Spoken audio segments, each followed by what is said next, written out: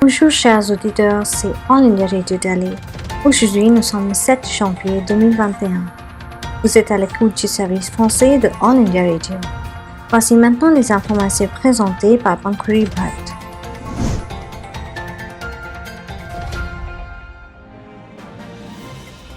Tout d'abord, les grands titres. Le ministre des Affaires étrangères, le Dr S. Jaishankar, a déclaré que l'Inde et le Sri Lanka se réjouissent maintenant de la coopération post-Covid.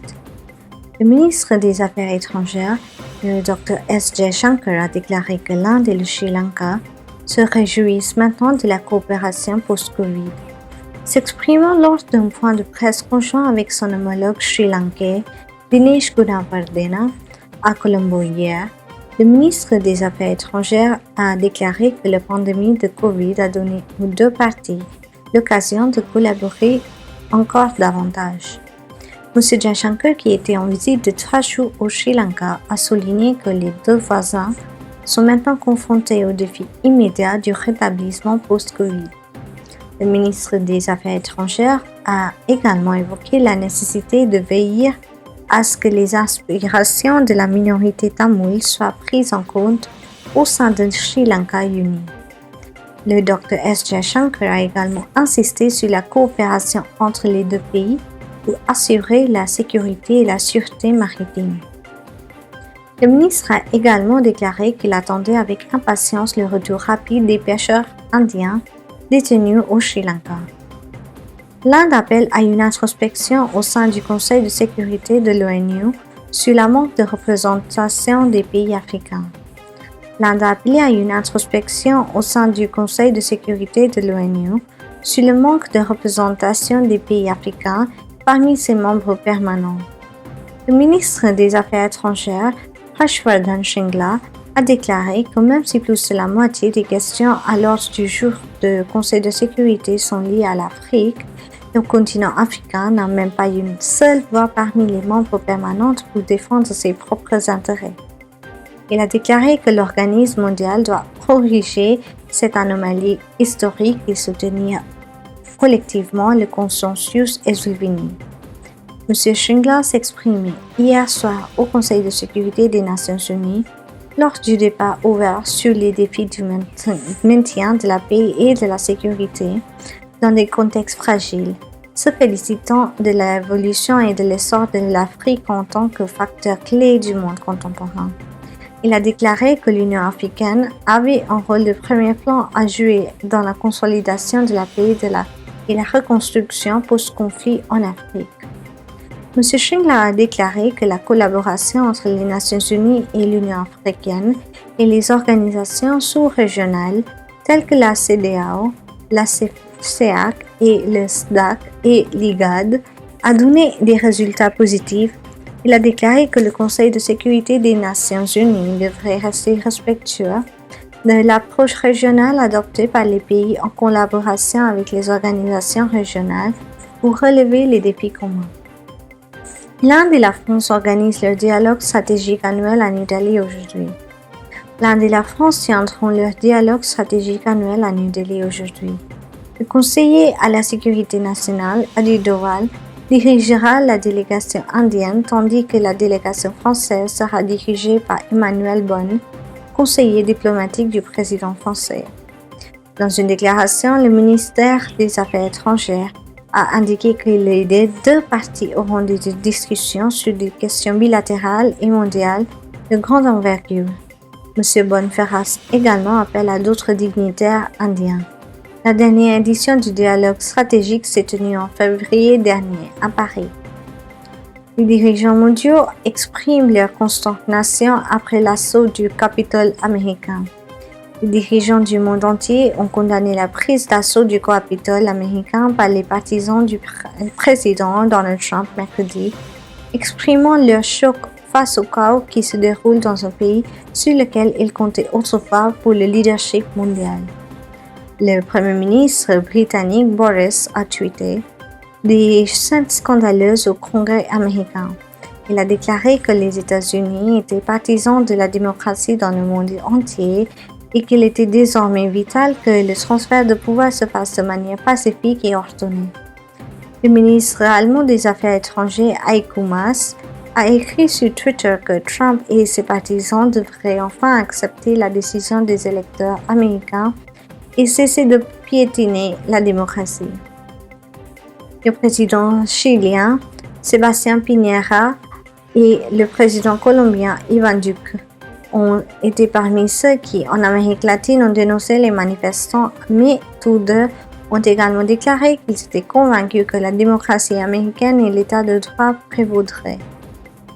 Luis Roberto Barroso, juge à la Cour suprême du Brésil, a tweeté ce triste épisode aux États-Unis. Les partisans du fascisme ont montré leur vrai visage antidémocratique et agressif. Le Venezuela, qui est sous sanctions américaines, a déclaré que les événements à Washington montrent que les États-Unis souffrent de ce qu'ils ont généré dans d'autres pays avec leur politique d'agression. La Géorgie élit 2 démocrates au Sénat avec Warnock, Ossoff gagne. Les démocrates ont achevé mercredi le balayage des 2 sièges du Sénat américain lors du second tour des élections dans l'État de Géorgie, donnant au parti le contrôle de la Chambre et renforçant les perspectives du programme législatif ambitieux du président élu Joe Biden.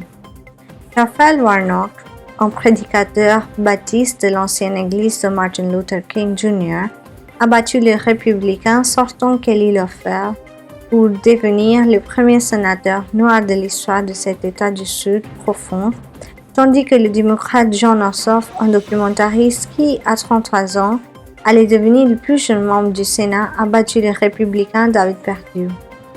Les résultats donneraient aux démocrates un contrôle étroit sur les 2 chambres du Congrès, ce qui faciliterait la nomination de juges à tendance libérale et permettrait de faire avancer les priorités législatives de la lutte contre le coronavirus au changement climatique, lorsque M. Biden prendra ses fonctions le 20 janvier.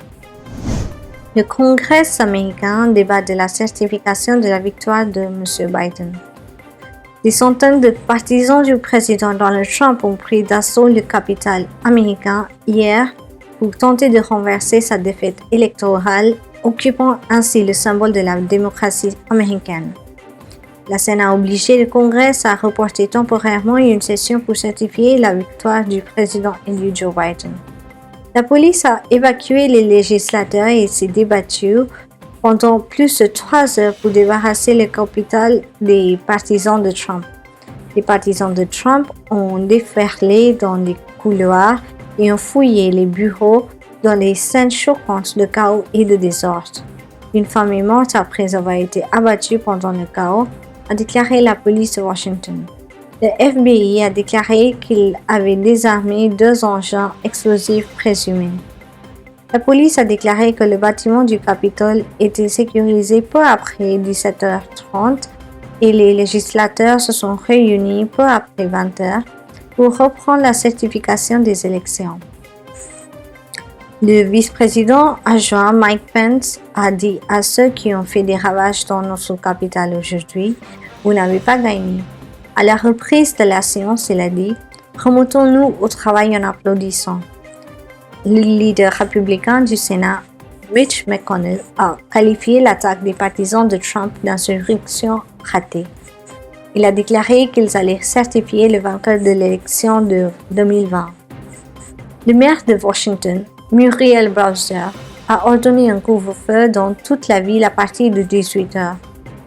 Des groupes de la garde nationale, des agents du FBI et des services secrets américains ont été déployés pour aider à déborder la police du Capitole.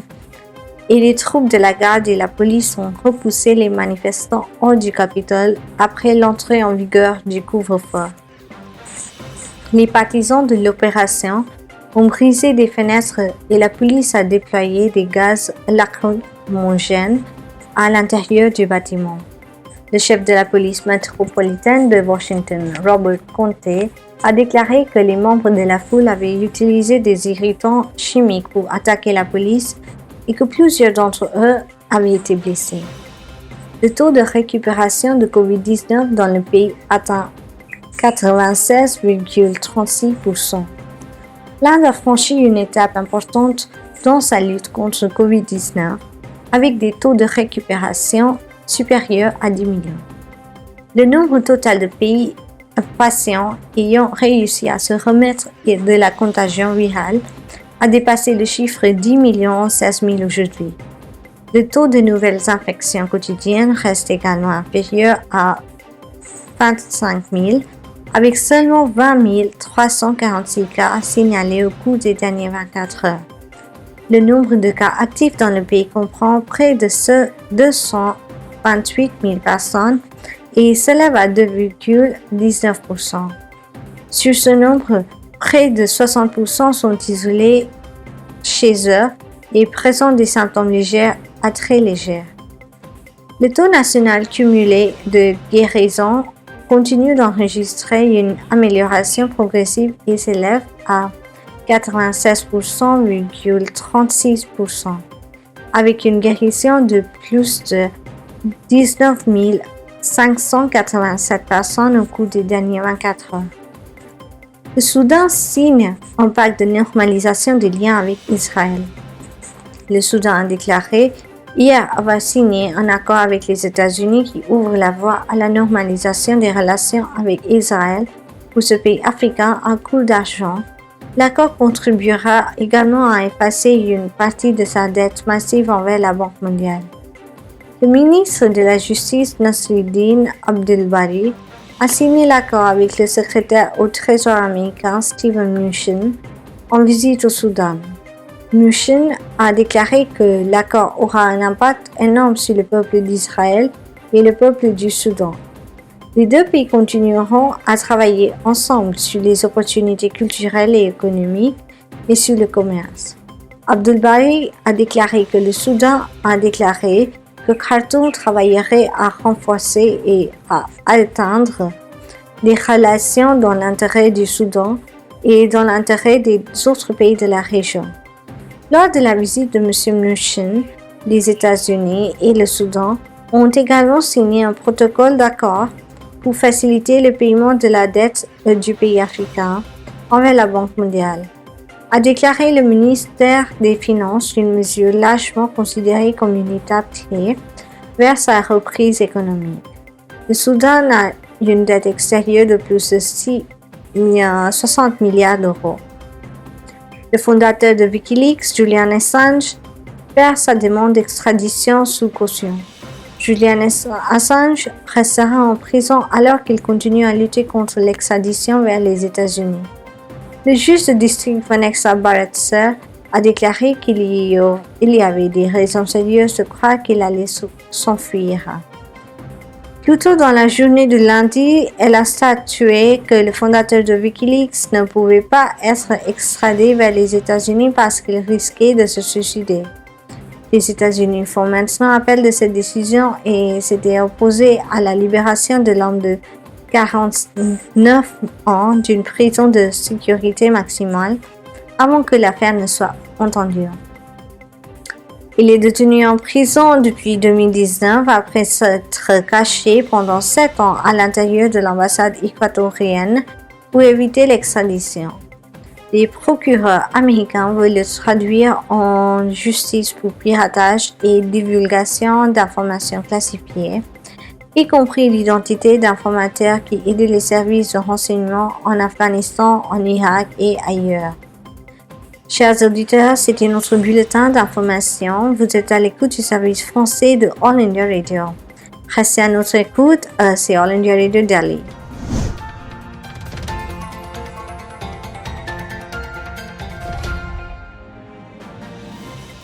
Maintenant, nous vous présentons le commentaire sur un sujet d'actualité. Le commentaire d'aujourd'hui porte sur répression chinoise à Hong Kong. La police de Hong Kong a arrêté une cinquantaine de personnalités pro-démocratie pour avoir prétendument violé la nouvelle loi chinoise sur la sécurité nationale. Les militants pro-démocratiques avaient participé à une élection primaire non officielle l'année dernière. C'était tenu pour augmenter les possibilités des législateurs pro-démocratiques de contrôler la législature de Hong Kong. Les arrestations massives sont le plus grand mouvement contre le mouvement démocratique de Hong Kong Depuis que la loi chinoise sur la sécurité nationale a été adoptée par Pékin pour la région autonome en juin de l'année dernière, la police de Hong Kong n'a pas confirmé les arrestations. Au moins 7 membres du Parti démocratique de Hong Kong, le plus grand parti d'opposition de l'île, ont été arrêtés, dont un président ancien du parti. D'anciens législateurs ont également été arrêtés. Benny Tai, figure clé des manifestations de 2014 à Hong Kong et ancien professeur de droit, a également été appréhendé par la police d'après les informations. Il était l'un des principaux organisateurs des primaires l'année dernière. Le domicile d'un éminent activiste pro-démocratie, Joshua Wong, qui purge une longue peine de prison pour avoir organisé et participé à des manifestations sont non autorisées l'année dernière, a également été préquisitionné. Selon les rapports, tous les candidats pro-démocratie qui avaient participé aux primaires non officielles élections ont été arrêtés. La police a également fait une descente au siège d'un important site d'information en ligne pro-démocratique à Hong Kong, avec une décision de justice demandant de l'aide dans une enquête. Ces derniers mois, Hong Kong a emprisonné plusieurs militants pro-démocratie pour leur implication dans les manifestations anti-gouvernementales. D'autres ont été inculpés en vertu de la loi sur la sécurité nationale, y compris des journalistes et des militants pro-démocratie au Franco-Parler. La loi chinoise sur la sécurité nationale criminalise les actes de subversion, de succession, de terrorisme et de collusion avec des puissances étrangères pour intervenir dans les affaires de la ville. Le contrevenant grave pourrait encore une peine maximale d'emprisonnement à vie.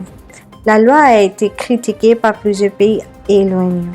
Des militants et des législateurs pour la démocratie avaient organisé en juillet dernier une élection primaire non officielle pour déterminer quels candidats ils devraient présenter à une élection législative, qui a été reportée en raison de la pandémie de COVID-19.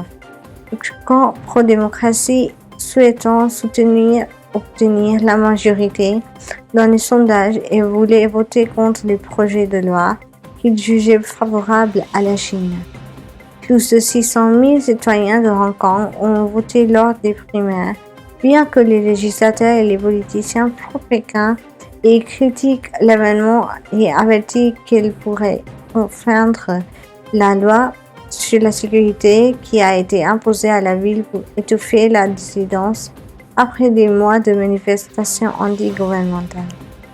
La directrice générale de Hong Kong, Carrie Lam, avait déclaré l'année dernière que si les élections primaires visaient à résister à toute initiative politique du gouvernement de Hong Kong, elles pourraient tomber sous le coup de la subversion du pouvoir de l'État, une infraction à la loi sur la sécurité nationale. Pékin avait qualifié les premières allégations illégales, les qualifiant de provocation et de graves du système électoral de Hong Kong. Suite au transfert de Hong Kong à la Chine par les Britanniques en 1997, la ville a fonctionné sur un cadre un pays, deux systèmes qui lui confère une liberté qui ne se trouve pas sur le continent chinois. Ces dernières années, Pékin a affirmé que de contrôle sur la ville insulaire suscitant des critiques sont lesquelles les libertés de Hong Kong étaient attaquées. En novembre dernier, tous les législateurs pro-démocratie de Hong Kong avaient demandé et démissionné après que la Chine eut adopté une résolution qui a conduit à la disqualification de 4 législateurs, laissant une législation lâchement pro-Pékin. Les analystes estiment que la Chine n'a pas tiré des leçons et que les erreurs passées à Hong Kong. La représentation générale de la résistance et des millions de Hongkongais persisteront dans leur lutte pour le droit de voter et de se présenter aux élections dans un gouvernement démocratiquement élu, affirment des militants. Les groupes de défense des droits de l'homme affirme que la loi chinoise sur la sécurité nationale est une loi draconienne qui permet au gouvernement chinois d'arrêter et d'emprisonner les personnages à long terme pour avoir exercé leurs droits protégés par la Constitution. De nombreux analystes affirment que Pékin vise à faire de Hong Kong une extension de la Chine continentale. Cela n'est pas en phase avec le milieu de Hong Kong, car ses citoyens jouissent de droits démocratiques en tant que citoyens d'une colonie britannique jusqu'en 1997. Chers auditeurs, vous êtes à l'écoute du service français de All India Radio. Vous venez d'écouter le commentaire rédigé en anglais par Padam Singh, analyste de nouvelles External Services Division All India Radio. Traduit par Savita Pitaneja, responsable du service français de External Services Division de All India Radio et présenté par Pankuri Bhatt. Mes amis, c'est All India Radio Delhi. Nous venons maintenant à la fin de notre programme d'actualité.